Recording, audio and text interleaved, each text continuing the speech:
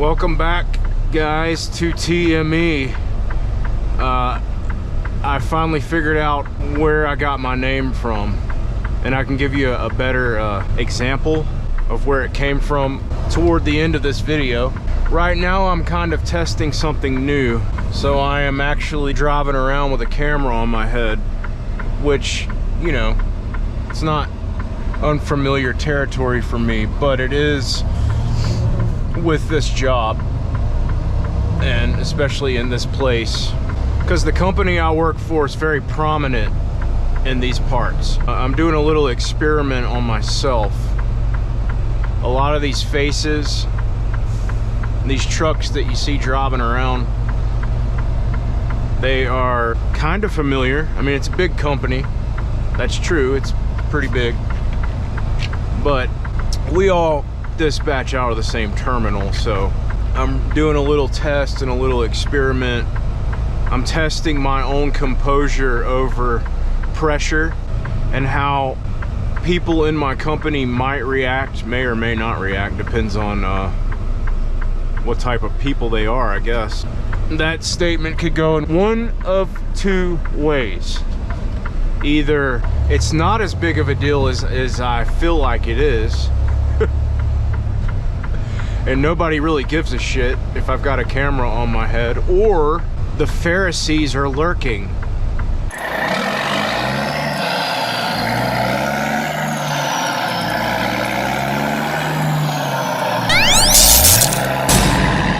Either it's a big deal and a no-no according to company policy, which I really don't know, never really looked into, don't really care, or it's just not a big deal. And I'm just hoping that it's the latter,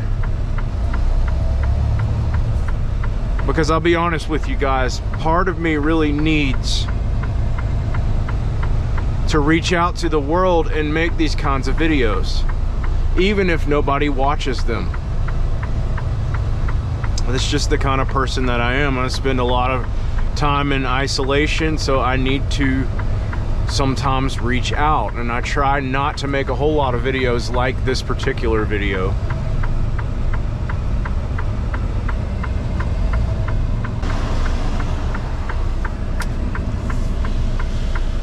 But every now and then I like to make these.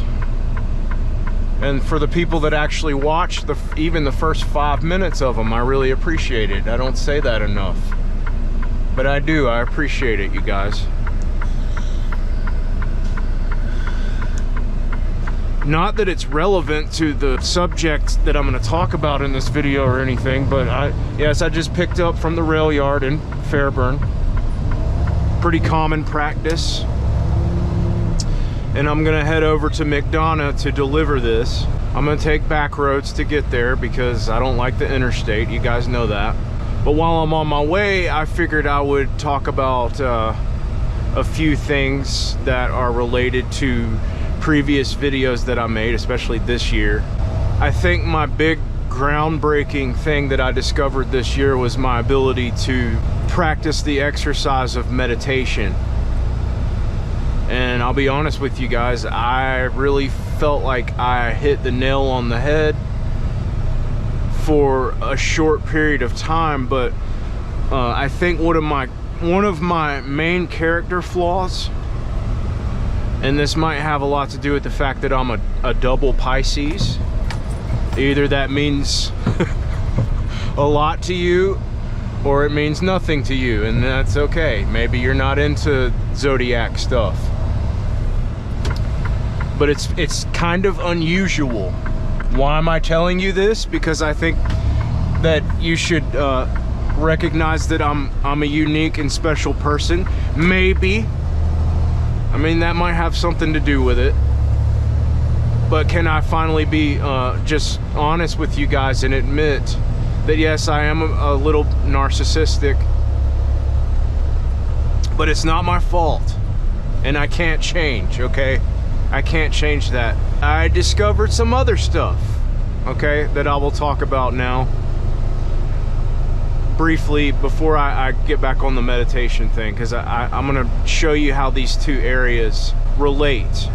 I've already talked a little bit about how whenever I started meditating, I felt like I found another side of myself that I felt like I was lacking for a long time.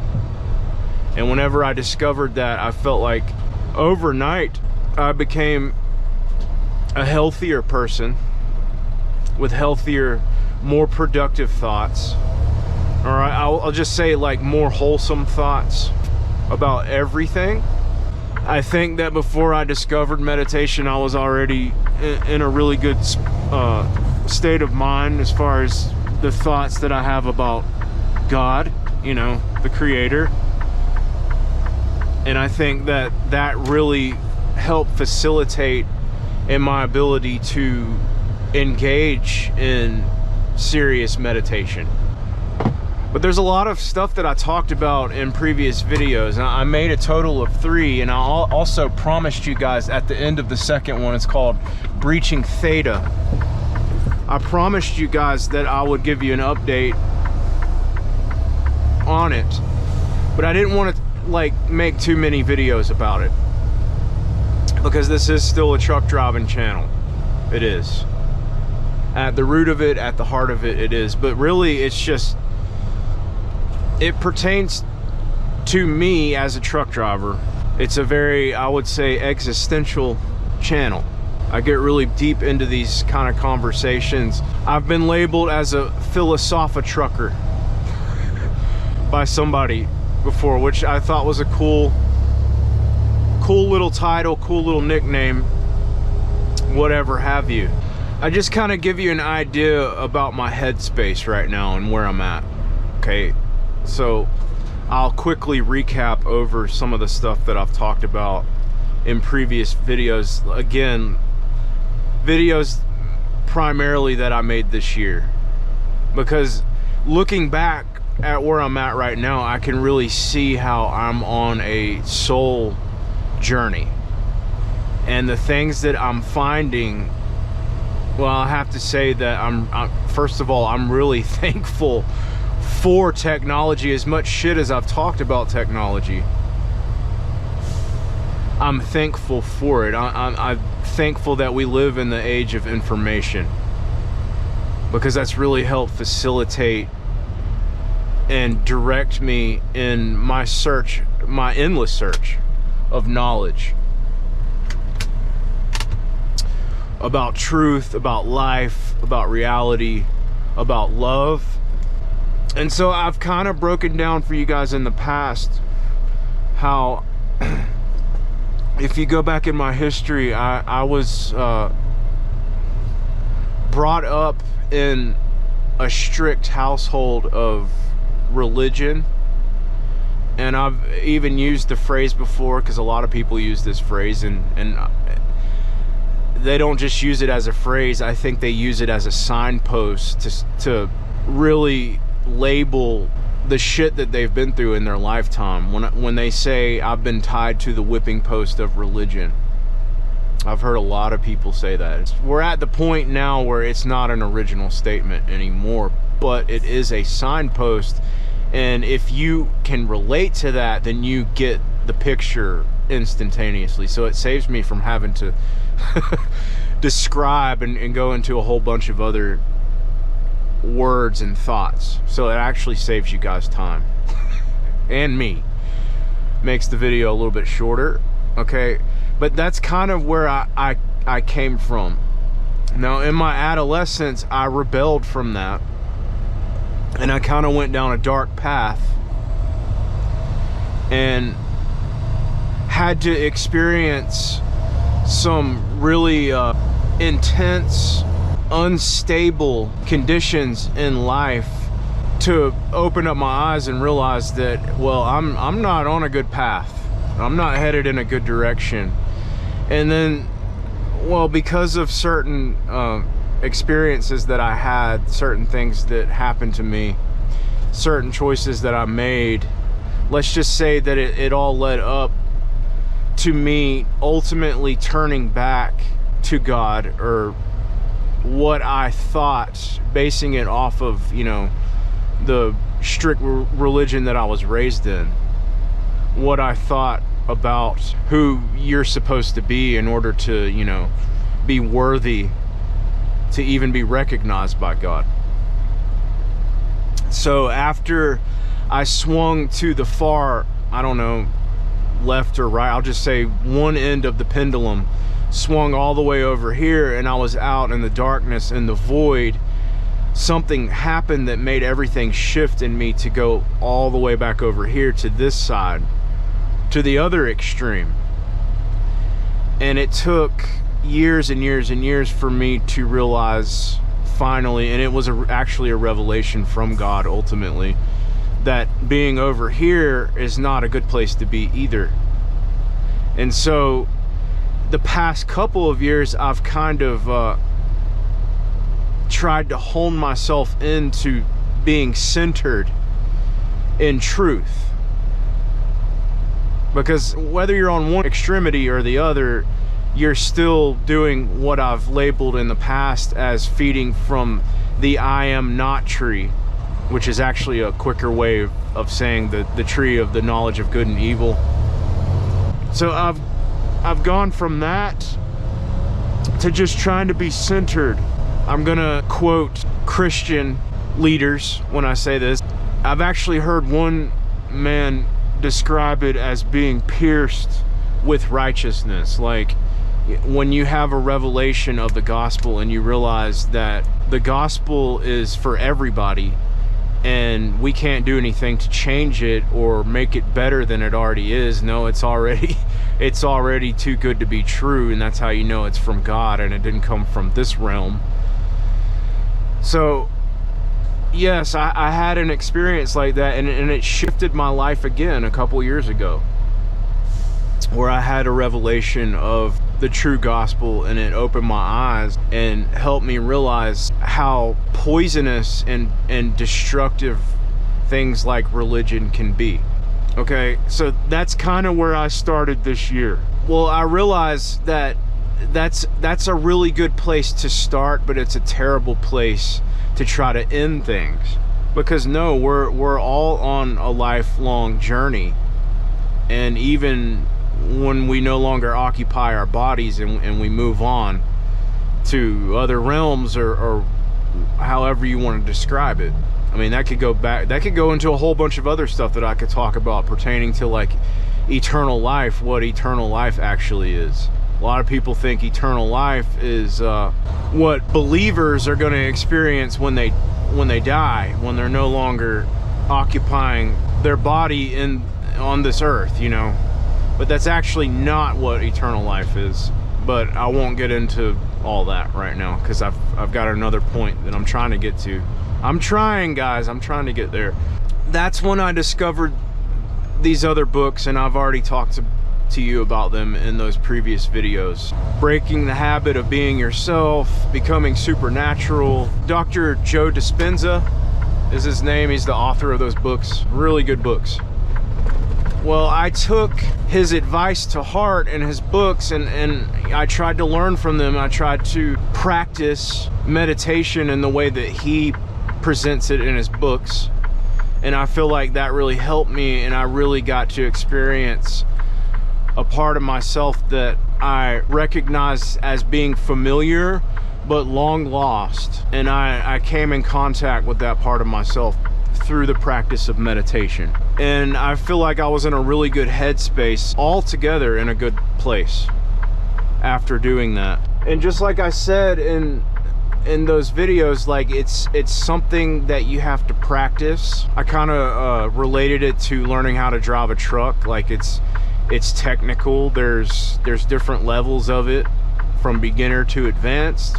I feel like I'm still in the beginner phase of learning how to meditate effectively and translate my experiences into my hours when I'm actually awake. But I feel like I've gotten nothing but really positive stuff out of it. And I did describe one particular experience that I had, and it triggered something. And I feel like I experienced something that, you know, say 2 years ago, or hell, even last year, had I experienced what I experienced and even described in one of my videos, about a particular dream that I had. If I had experienced that a couple of years ago, then it would have really messed me up. And even if I would have experienced it last year, I feel like I wasn't quite prepared to encounter something that dark on that kind of a level. Well, when I experienced it in my dream this year, I kind of reacted to it in a different way. And so it was really incredible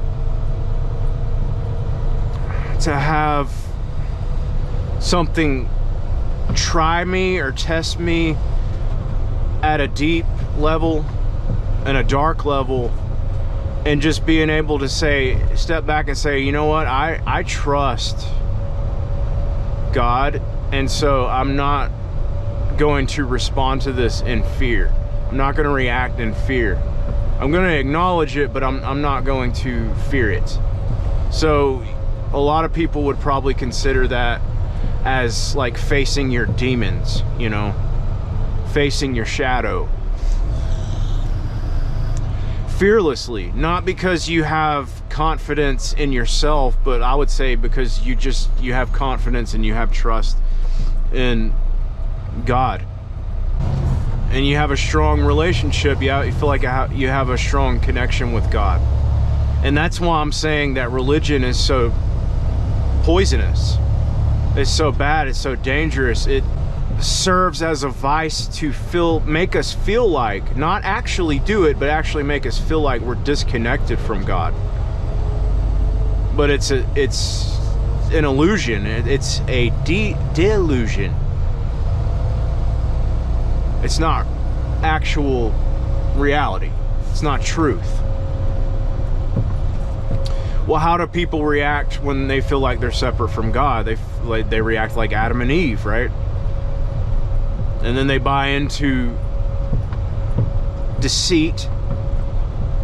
And then, I mean, like I've said in previous videos, if you just do a quick history lesson, a recap on history, you can see the insane, desperate lengths that religious people will go to try to make themselves feel like they are closer to God. It causes war. So anyway, getting back to the meditation thing, I did face that because I know a lot of people are probably wondering, like, you started making these videos and they're very different from the content that you've made in the past, and you know, kudos on opening up and sharing more things that, you know, you've experienced, and kudos on learning how to, you know, be more vulnerable in front of the camera and just open yourself up. I mean, I hope that's what people got out of it. But then the next couple of videos I made after that were, you know, all about truck driving once again, going back to, you know, kind of like this video right here. I'm doing my job, and I kind of ignored those previous videos, so I'm sure it probably made me come off as being like an imposter or disgenuine for saying all those things in those previous videos and then coming back to my my normal everyday self with my normal everyday reactions and my normal everyday frustrations. And I felt the same way about that. Like, I honestly doubt anybody even gives a shit about what I'm talking about, but I showed you guys a really deep part of myself, and it was different. And it's like, okay, these are the things that I think about consciously whenever I meditate. These are things that I'm bringing up from the deep parts of myself, and I'm exposing them to the world in a shameless kind of way. And some of these things are so deep that if I didn't meditate, then even I myself would be so stuck in survival mode that even I would overlook these things on a conscious level, yet they will still affect me on a conscious level, because a lot of my frustrations and a lot of my pinned up anger and fear and drive to isolate myself and separate myself from people, they're all coming from these deep rooted issues In the garden of my soul, these are like weeds. They need to be pulled up. These are issues that I have unaddressed in an unconscious way, because like I said, I don't even really, like, I feel these things when I'm awake, and I feel how they're bothering me, but I don't really know how to address them directly because I haven't sized them up yet, because honestly I'm too focused on the external world to even get a good look at these things. I'm too busy trying to survive on the outside, and I'm neglecting getting a good look on the inside of me and seeing, you know, the weeds that have sprouted up as a direct result from reacting and being impacted by things in the external world. I hope that makes sense. And so guys, I'll be honest with you, I got a little frustrated with myself and I started beating myself up. My conscience started blaming me. Like I kind of turned on myself for a minute there. And a lot of the frustration that I described in the first video that's entitled So I Got Inspired, a lot of that stuff just came right back. I felt like I had a little honeymoon vacation from all that stuff for not a long time, but a short period of time. It was so relieving. It was like catching my breath. Like, man, all this, you know, this big cloud of negativity that I feel like is always hovering over my head, it just vaporized, and I'm finally feeling the sunshine on my face. You know, I'm feeling alive. I'm feeling good right now.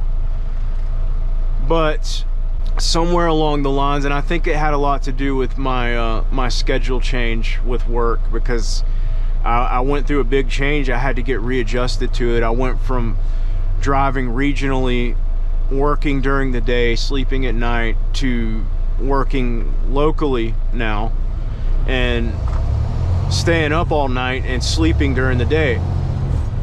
And so that kind of threw my meditation habit. That, you know, guys, I'd say that one of my biggest character flaws as a person is consistency. I'm really good at adaptation. Like, just to give you an example, I've been doing this intermodal truck driving for over 6 months, probably closer to 8 months now. And so I've gotten into the rut of the schedule and the repetition of it. But I feel like that if I went back to doing flatbed, I'd struggle for a couple of weeks, but I feel like I'd be really good at adapting and getting back to all the labor that's involved with that. Like, I think I would be able to shift right back into that and not really struggle. But the thing is, just being consistent and wanting to do it every day, that's my biggest battle. Because I don't like routine. I don't like routine. I like to flex my adaptation muscles. I like change. I like being impulsive. So I would say that throughout my life journey, one of my biggest struggles has just been being consistent. And so naturally, I kind of had the same approach with meditation, because it takes a lot of practical, intentional strength and focus to meditate on a regular basis. And I'm sure it's just like working out. I mean, if you guys have noticed my body, I'm not exactly in shape. I'm not exactly fit. I've always struggled with that. And so I'm kind of looking at the meditation thing in a similar kind of way. Like, okay, this is going to take some real intentional effort on my part to do. But I realize after, you know, doing a 180 and having that dark cloud of negativity come back, because I pretty much advocated this newly found revelation of a practical thing that I should be doing every day, I kind of laid it back down and got lazy again, but also in just trying to adjust to the change in my job, which distracted me. I'll be honest with you guys, it was a big distraction, and it made it difficult to try to meditate with the, you know, the sleep pattern change and all that stuff. But recently I've picked it back up, and I'm coming back to it, and I'm realizing it's almost given me a different perspective about the meditation, but really reinforcing how important it is for somebody like me to do it on a regular basis, and the positive things that it's going to bring to my life. Okay, so I just said a lot. That's a lot to digest, I know, and now I'm going to go in a completely different direction. But like I said at the beginning of this video, I'm going to show you how it's all connected and how it all relates. So going back to being thankful for all the information out there that we have access to. Just yesterday, I discovered something new that's really causing an epiphany with my perspective on everything, really. Now, I made a really big deal about meditation. I made a really big deal about the gospel, and like all these things that we have access to that are just, they're soul shifting, they're life changing things if you discover them and you really experience the gospel, you really experience something like meditation. Well, I found something else that's really profound like that, and I'm not going to compare it to the gospel because nothing compares to the gospel, it really doesn't. But I think that this is just another like thing that really fits in with the meditation. I would say it's another thing that I could add to my tool set on my perspective on existentialism even. And some people have probably already heard of this. It's not, I mean, it's very trendy, and it actually is probably more trendy a few years ago. I think maybe a lot of people got into this kind of stuff during the COVID pandemic, when people were being sheltered in their homes. They couldn't leave their homes, so they started looking into stuff like psychology. That's probably when all this stuff started trending. Well, guys, I'm a very introverted kind of person, and like I told you before, I'm kind of a narcissist, and I kind of focus on my feelings, but there's a reason why. Now, I have always looked at myself and been extremely self-aware to the point that it's almost a curse. Really just starting to think with, you know, me being such an introvert and me being so self-aware, it's starting to think that there really might be something wrong with me. I might have serious issues. Like, I seriously think that I'm not a healthy person. Like, I need therapy. Like, I need something.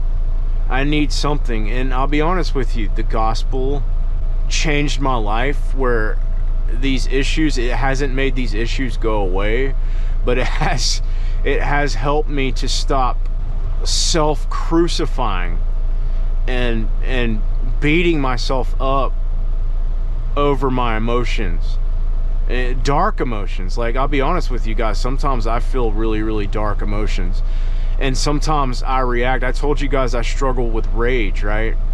Well, I would try to beat myself up for even feeling those intense emotions. And that's just the way that I'm wired. Like, I'm extremely connected with my emotions. I can't help that. I'm a grown man. You know what I'm saying? Like, I'm completely 100% heterosexual, and I'm not, you know, I'm confident in that. I don't have any issues with people that aren't. You know, I don't have any issues with those people. I have certain thoughts toward that kind of stuff that I don't feel like are even important, but I don't have anything against them, and I don't feel uncomfortable around those kinds of people, you know. But I'm just telling you right now, because I know that something really crazy happened back whenever my YouTube channel blew up back in 2023, when I shared my SAP journey with people, and I explained to people how I failed a drug test and I lost my job, and I made that video and it blew up, and it actually attracted a lot of people.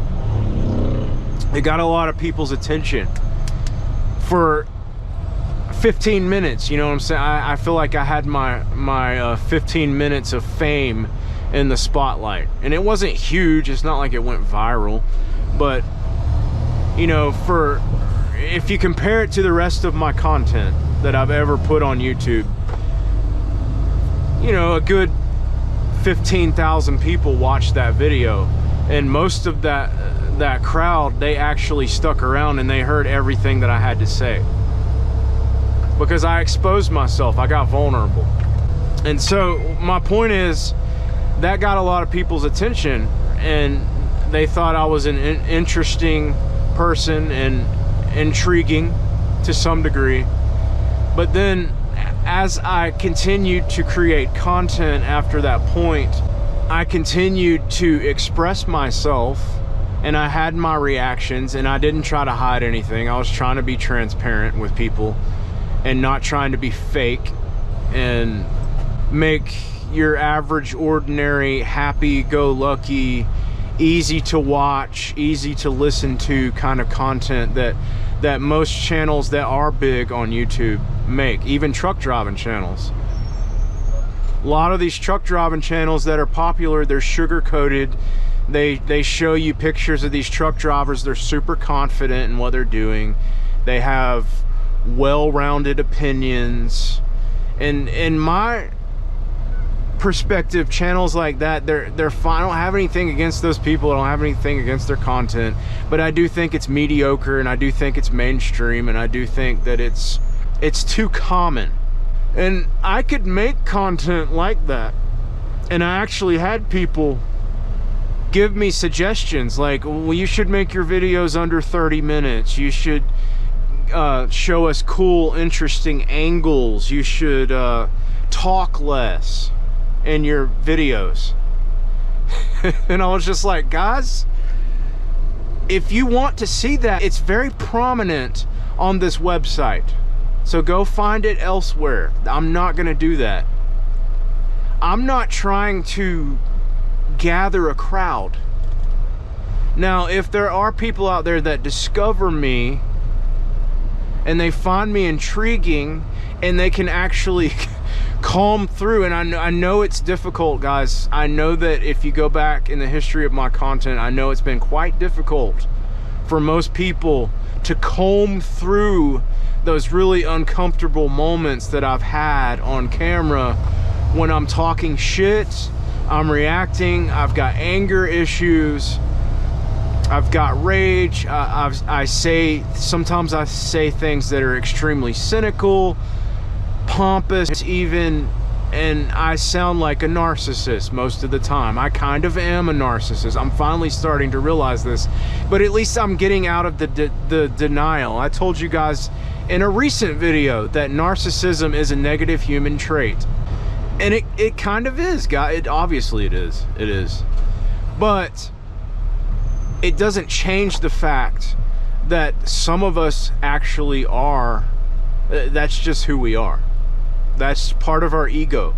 So going by what I said previously about being 100% heterosexual, I just want to add here that when people initially watched that video that got all the views, I think it really took people by surprise, and I just portrayed this, like, I don't know, burly truck driver with a big beard that was opening up and getting vulnerable and being transparent with people and admitting that I had made a mistake, and it kind of captivated people for a little while, and they were like, man. And I even got some comments from some dude saying, you know what, I respect you. It takes some real balls to say what you said and admit when you're wrong.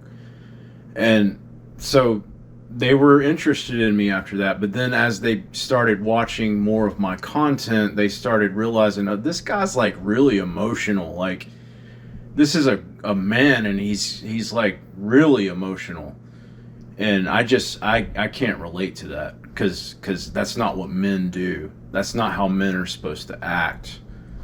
Men aren't supposed to talk about this kind of stuff. It's not very masculine to talk about these kind of things.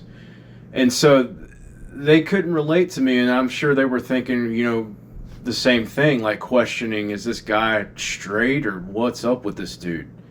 Like, and I'll be honest with you guys, people like me, I'm sure that they get that a lot. You know, I dealt with that a lot when I was in school. And so you want to add the double Pisces thing to the fact that these guys are obviously, they're thinking, what a bitch, you know, like, be a man. Okay, so not only am I a double Pisces, I'm actually also a type 4, and I'll explain what that means in a few minutes. But I just want to add, you know, if they were thinking, what a bitch, no, I don't think I'm a bitch. I'm just really self-aware, and I'm an extremely sensitive, emotional person. That's just who I am, and I can't conform to, especially in this country, like this country's image of what a heterosexual male is supposed to be like. I'm not going to conform into that image to impress anybody. That's not who I am. Okay, but I am really trying to get in touch with who I am. And you know, I was also raised by females. I didn't really have a I'm not a bitch. I'm a bastard. I didn't really have a father. So if there's anybody that's put forth 1 ounce of effort to teach me how to be a man, it's just my heavenly Father. And that's all I've gone by. And guess what? I haven't learned anything that you guys think makes anybody a man. Okay? So I didn't have to deal with any of that shit that all you manly men that are like oozing with testosterone had to go through in your childhood, your adolescence, growing up with an overbearing father. Thankfully, I didn't have to deal with any of that. But yes, let's get back into the original video. So let me finally get to the point after saying all that. If you guys can't tell, I'm actually trying to, if you're listening to me, I'm actually trying to put you in that headspace. I'm trying to condition your thoughts right now to take you to this whole other place. I've already talked about meditation. Now I'm going to talk about this other thing. And when I discovered this yesterday, it was kind of a game changer, and it really, really intrigued me. Now, I'll kind of, before I explain to you what it is, like I said, it was big, it was trending. I'm sure a lot of people already know about it, but whenever I'd never heard of it before, and I like psychology. That's why I like Silent Hill so much. It's psychological horror, because I'm really into that kind of stuff. But I'd never even heard of this. But when I discovered it, it kind of took me back to my early adolescent days whenever I discovered the zodiac. You know, I discovered my birth chart. Like I told you guys, I'm a double Pisces. It would be a rare find to find somebody else on this planet that's a truck driver that's as into this stuff as I actually am. Hence the name of my channel, okay? So like I said, I'm a double Pisces. My sun sign is in Pisces. My moon sign is in Pisces, but I'm a rising Gemini. Not that that's important at all, but I'm just saying, like, when I discovered all this stuff about signs and, you know, zodiac and all this stuff, like, I was really intrigued. And I wasn't even as intrigued about my own birth chart as I was about learning about other people's signs. I wanted to learn about all of them. That's why I've got this tattoo on my arm. This is like all 12 of the signs, their ruling planets, all that. So it was very, very interesting to me. And so when I discovered this yesterday, it kind of took me back to that. I was very fascinated, very taken away by it. And naturally, I wanted to figure out my type. But instead of this being like a metaphysical, occult kind of area, this actually stems from the realm of psychology. Okay, so I don't even know that much about the history of it yet. But it's called the Enneagram chart, okay? So like I said, some people, they probably already know what it is. They're probably in tune. They probably already know what type they are or anything else. But like, I actually invested quite a bit of time learning about it yesterday. And I feel like on one level or another, I've always been really in tune and intuitive and able to pick up on people's signs. Like, I'll give you an example. Like, I'll walk into a room and there's somebody that, you know, is very outspoken.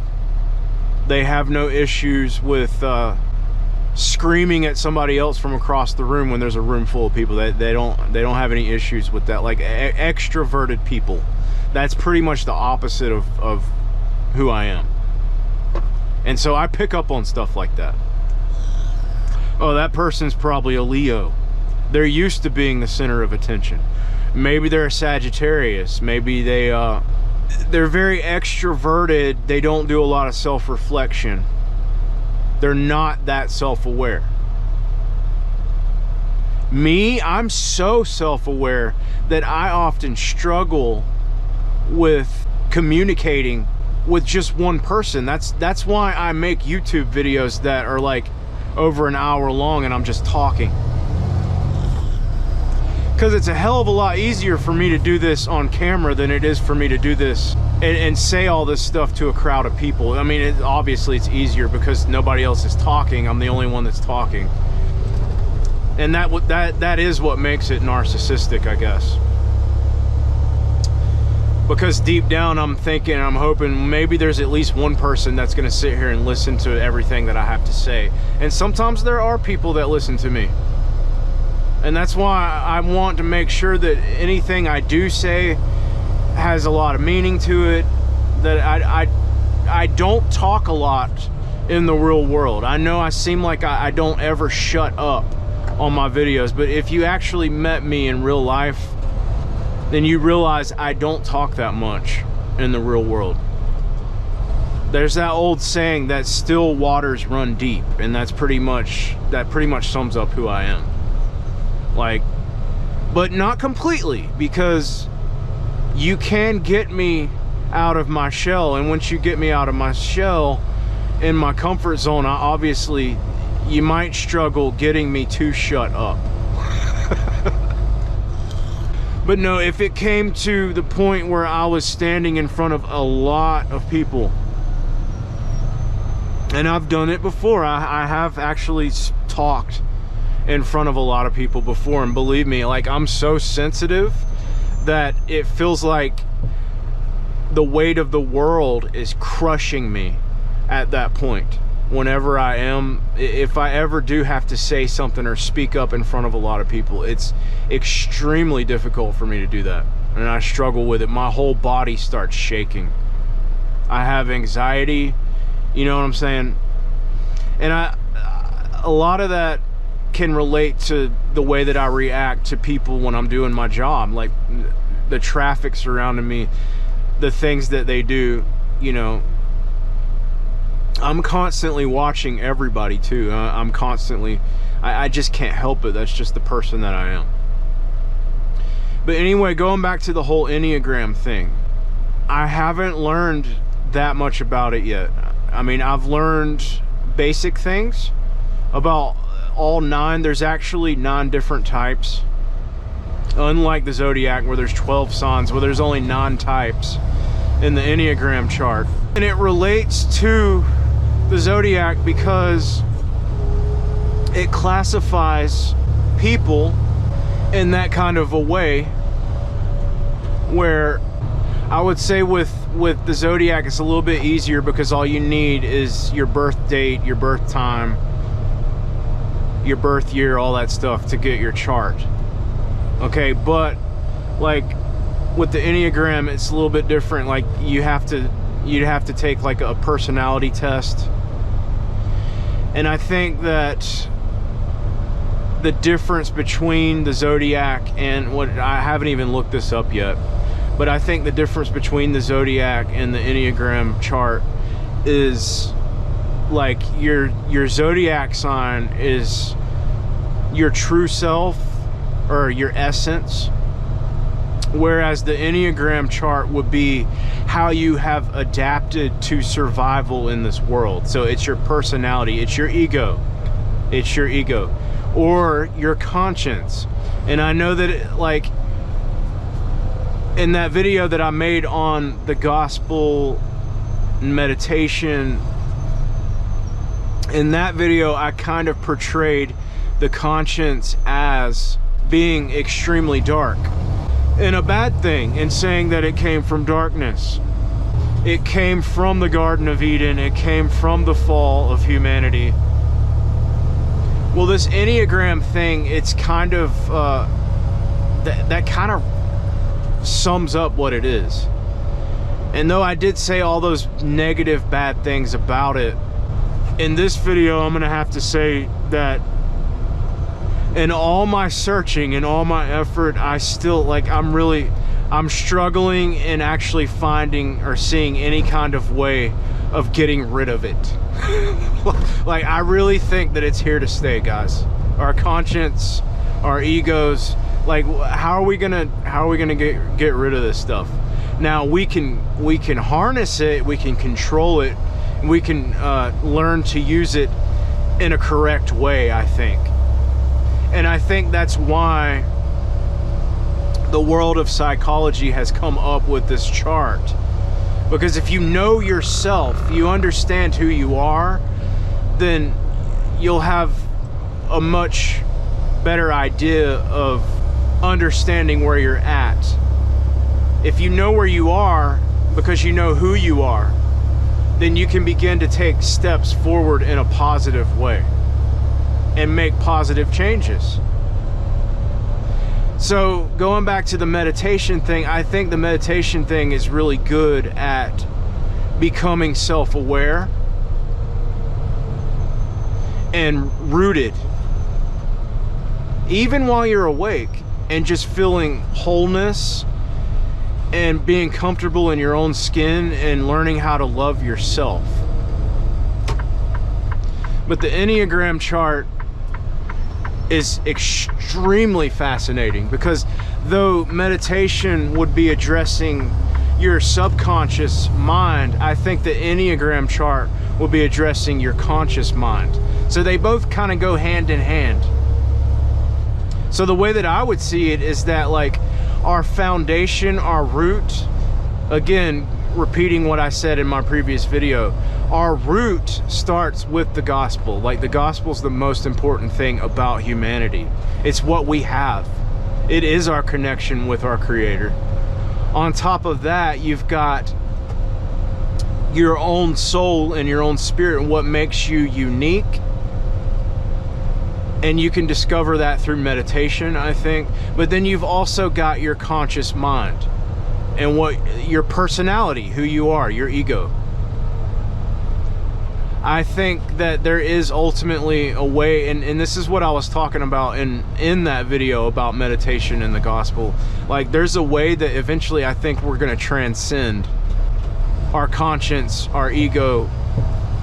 But right now, I think maybe the more we understand about it, and again, one big thing about understanding it is understanding that we're kind of stuck with it. Like, we can't really get rid of it in our own strength. We just can't. So I feel like what I'm saying about it at this point, it's a much healthier way of addressing it. Like, okay, if I can understand my personality and understand who I am, then maybe I can find other people that are like me, that get me. Does that make sense? And I did, guys. I totally did. I totally did. So if you know anything about the Enneagram chart, I want to make more videos about this, but like I said, I don't feel like I'm that qualified to do that yet. But I'm very, very intrigued with it. But if you know anything about it, because some people I'm really finding through investigation online, I'm really finding that there are a lot of people that are really interested in this kind of stuff because they do want to know more about themselves. They do want to understand the psychology of it. So they do want to understand what makes them tick, what makes them click, what pisses them off, how, like, their coping mechanisms, you know, how they handle anger, how they handle fear, rejection, all that stuff, pain, anguish, all the negative things that you know, some of us would try to go to the ends of the earth to avoid, but then others, they're completely comfortable with this kind of stuff.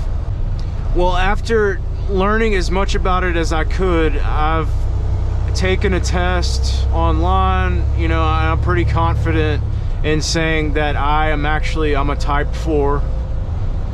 Remember, like I said, there's 9 of them, 1 through 9. I'm type 4. And what I'm known as the individualist. And I will dive deeper into this stuff, but I just wanted to kind of hone you into it with this video and tell you, like, yeah, this is really intriguing to me. As long as this video has been, though, I think I'm going to wrap it up here,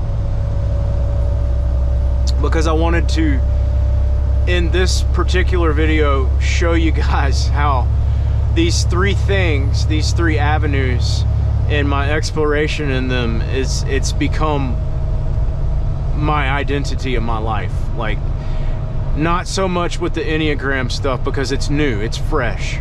So I'm looking into it now. So the more that I learn about type 4, the more I'm starting to understand myself. My coping mechanisms, the way that I react, the way that I'm interpreting things. And I like, honestly guys, the more clear my understanding is about my identity, and that includes the person that I am, my consciousness, my ego, my conscience, all that stuff, the more I learn about it, the more I understand about it, I feel like the healthier I'm gonna be, and the more I'm gonna be able to distinguish things that I might discover in meditation. Even I think they go hand in hand. I think they're 2 really, really good roadmaps as far as, you know, just learning about truth and reality. Because just after venturing through some of the material on the Enneagram, I've identified so much with it. It's like it's spot on in most cases, especially in the case of me. It's spot on. I'm totally a type 4. I honestly think I'm a 4-wing 5. And again, this either means absolutely nothing to you, or to some people that actually know what the Enneagram is, you're gonna be like, oh my God.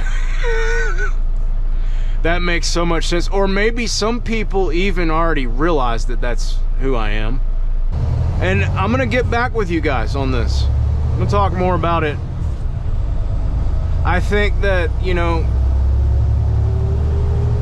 after I study up on it, do more research, spend more time learning all the ins and outs of it, just like I've done the same thing with the Zodiac.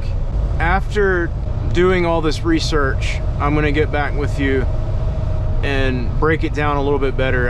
It's one of the most fascinating things I've found in a long time.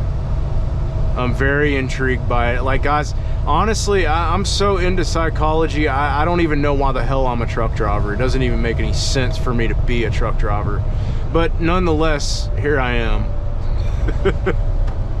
And I've probably got one of the worst occupations for a type 4 person to have. That's why I'm so freaking crazy, nuts. Like, but it might actually be a good thing, you know? If I can navigate my way through myself and understand myself better, then maybe I can conquer all the challenges that cause coping mechanisms in me that are related to my job. And if I can just own it,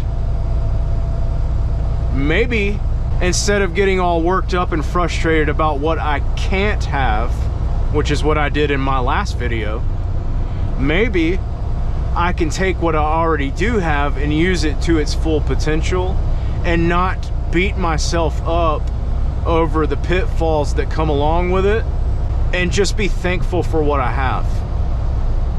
And I honestly do realize that, you know, I'll be honest with you guys, I have a lot of struggles with relationships in my life, the people that actually do know me. I have communication issues with them. But if I can understand more about them and understand more about myself and explain to them more about my understanding of myself, I'm sure that relationships will improve as well. So for what it's worth, here's this video. And if you listen to everything that I had to say, thank you. And like I said, I'll get back with you about this. I also plan on making more videos on meditation in the future, because guys, I'll be honest with you, the more I'm able to meditate, the more content I'm gonna be able to make, because the more creative I'm gonna be. And that's a big thing with type 4. Type 4, we're all about originality, we're all about creativity, and we're all about the world knowing who we are. And this is actually, from what I can tell so far, type 4s and type 8s are the most stereotyped out of all the different types. Like, we get the worst rap. We're the most toxic to people. Like, we're the most annoying to people. And this makes a lot of sense. This makes a lot of sense as far as, you know, my history on YouTube. My audience retention and all that stuff. I'm probably doomed from the start. Like, I'm never really actually, unless I can find my people.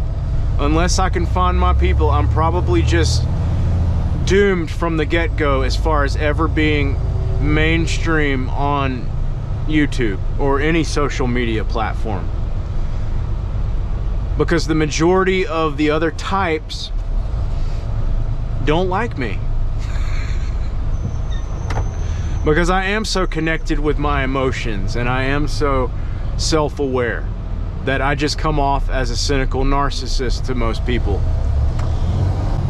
But that's still not going to motivate me to form an imposter image to try to fit myself into the rest of this world. Like, if the world doesn't accept me for who I am, I'm not going to change who I am. I can try to be the best version of myself, and that's really what my goal is. But I think that, you know, people with the type that I have, type 4, people like us, we're here to help people. I think that every type is meant to help every other type. So far, that's my outlook on it. Anyway, I'm not gonna keep you guys any longer. Thanks for watching this video. I was all over the place in this video. I haven't figured out how to use AI to assist me into making my videos shorter or get more, like, to the point faster. I wish I was better at doing that, because I feel like the stuff I talked about in this video would be important to certain people if they just had the attention span to listen to what I had to say. So don't worry, I'll be back. And until then, seriously, look it up. Look up the Enneagram. Find out which type you are. It's gonna blow your mind. If you've never heard of it, it'll blow your mind, but it's really cool. And I'll get back with you more on this topic in the future. All right, I'll see you guys later. Take it easy.